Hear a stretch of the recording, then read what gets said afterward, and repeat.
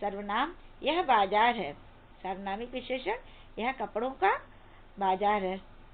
ये सर्वनामिक विशेषण जो कि संज्ञा से पहले आकर के उसकी विशेषता को बताते हैं।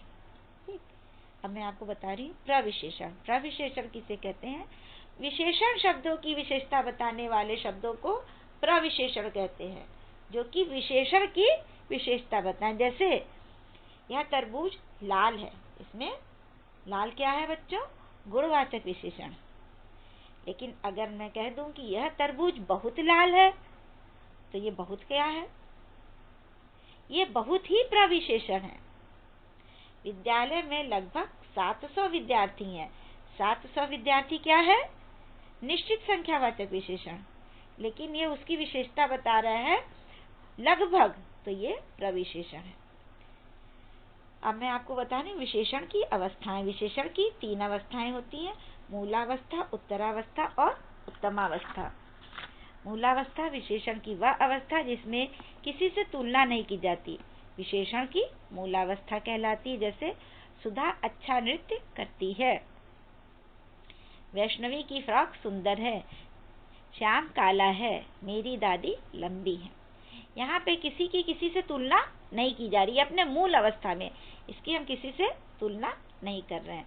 उत्तरावस्था में जब हम विशेषण शब्दों द्वारा 2 वस्तुओं या व्यक्तियों की तुलना करते हैं, तो ये विशेषण की उत्तरावस्था कहलाती है।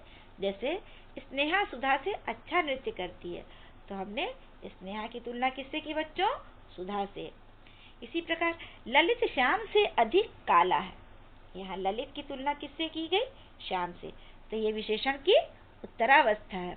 इसी प्रकार से बच्चों उत्तमावस्था, जब 2 या 2 से अधिक वस्तुओं अथवा व्यक्तियों के गुण दोषों की तुलना की जाती है और एक को सबसे अच्छा अथवा सबसे बुरा बताया जाता है, तो वहाँ विशेषण की उत्तमावस्था होती है।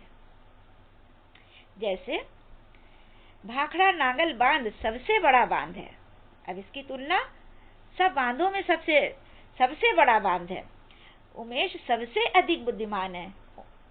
अगर ये वाक्य होता कि उमेश रमेश से अधिक बुद्धिमान है, तो विशेषण की उत्तरावस्था कहलाती, लेकिन उमेश सबसे अधिक बुद्धिमान है, तो ये विशेषण की उत्तमावस्था है। उत्तरावस्था को संस्कृत तत्सम शब्दों में तर प्रत्यय लगाकर तथा उत्तमावस्था को तम प्रत्यय लगाकर प्राप्त किया जाता है। मूलावस्था के शब्दों में तर लगाते हैं तो उत्तरावस्था बनती है, और तम लगाते हैं तो उत्तमावस्था। जैसे उदाहरण देखिए, आपके पुस्तक में लिखा हुआ बलिष्ठ, उत्तरावस्था हुई बलिष्ठ तर। अभी मैंने बताया आपको कि तर प्रत्यय लगता है, और जब तम लगता है तो क्या बन जाता है? उत्तमावस्था। जैसे बलिष्ठ तम, अधिक मूलावस्था है, उत्तरावस्था अधिकतर, उत्तमावस्था अधिकतम। प्रिय मूलावस्था, तर लगा दिया, प्रियतर उत्तरावस्था, तम लगा करके बना उत्तमावस्था। इसी प्रकार के आपके पुस्तक में बहुत सारे उदाहरण दिए हैं: दीर्घ दीर्घतर, दीर्घतम, निकट निकटतर, निकटतम, लघु लघुतर, लघुतम, उच्च उच्चतर, उच्चतम, तीव्र तीव्रतर, तीव्रतम। अब विशेषण की रूप रचना ये कैसे होती है? कुछ विशेषण तो मूल रूप से ही विशेषण होते हैं, परंतु कुछ विशेषणों की रचना संज्ञा, सर्वनाम, क्रिया और अव्यय आदि शब्दों में प्रत्यय जोड़कर की जाती है। कुछ तो अपने मूल रूप में ही होते हैं, लेकिन कुछ विशेषणों को रचना संज्ञा, सर्वनाम, क्रिया और अव्यय आदि शब्दों में प्रत्यय जोड़कर की जाती है। जैसे संज्ञा शब्दों से विशेषण की रचना। संज्ञा शब्द पाप, विशेषण पापी, देहात देहाती, रोग रोगी, पंजाब पंजाबी, भोग भोगी, अपराध अपराधी।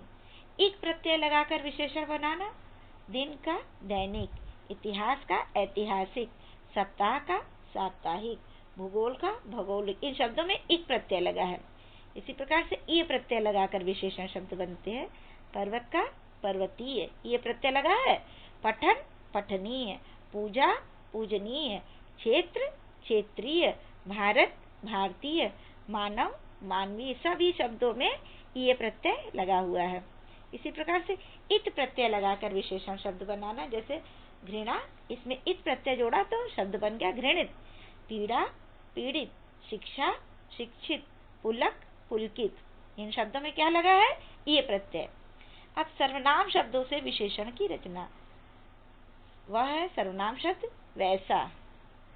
वह का विशेषण वैसा। तुम, तुम सा। मैं, मुझसा, मेरा। हम, विशेषण बना हम सा। यह सर्वनाम है, इसका विशेषण बना ऐसा। आपका, आपसा। अब मैं बता रही हूँ कि क्रिया शब्दों से विशेषण की रचना। क्रिया शब्दों से कैसे विशेषण बनता है। जैसे बेचना है क्रिया शब्द, इसमें आउ प्रत्यय लगा है बिकाऊ। टिकना, टिकाऊ। घूमना का विशेषण हुआ घुमक्कर। देखना का विशेषण हुआ दिखावटी। अब अव्यय शब्दों से विशेषण की रचना। आगे अगला, नीचे निचला। अव्यय शब्द है ऊपर, विशेषण शब्द है ऊपरी। अव्यय शब्द है पीछे, विशेषण बना पिछला। बाहर का बाहरी, भीतर का भीतरी। बच्चों मैंने विशेषण आपको पढ़ा दिया। इसकी कितनी अवस्थाएं होती हैं? 3 अवस्थाएं होती, मूलावस्था, उत्तरावस्था और उत्तमावस्था। और विशेषण कहते किसे हैं? संज्ञा या सर्वनाम की विशेषता बताने वाले शब्दों को विशेषण कहते हैं। विशेष किसे कहते हैं? जिन संज्ञा या सर्वनाम शब्दों की विशेषता विशेषण बताता है उसे हम विशेष कहते हैं। अब मैं आपको गृह कार्य दे रही हूँ।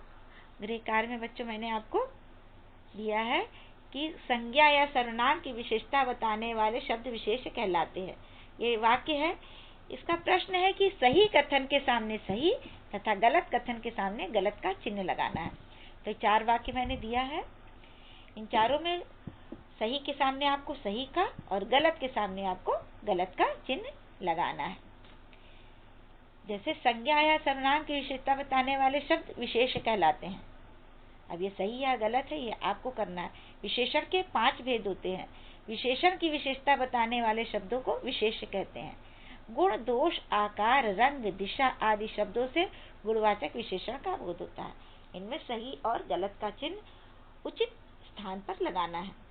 दूसरा प्रश्न हमने दिया है, निम्नलिखित शब्दों से विशेषण बनाइए। जैसे भारत में एक उदाहरण दिया हुआ आपके पुस्तक में, भारतीय। सप्ताह का साप्ताहिक। इसी प्रकार से आपको इन शब्दों का विशेषण शब्द बनाना है। धन्यवाद बच्चों।